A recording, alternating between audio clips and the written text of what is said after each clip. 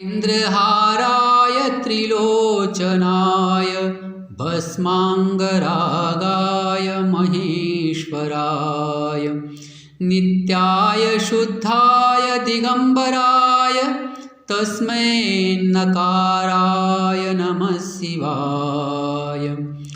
मन्दाकिनी सलीलचन्दनचर्चिताय नन्दीश्वर प्रमथनाथ महेश्वराय मन्दारपुष्प बहुपुष्पसुपूजिताय तस्मै मकाराय नमः शिवाय।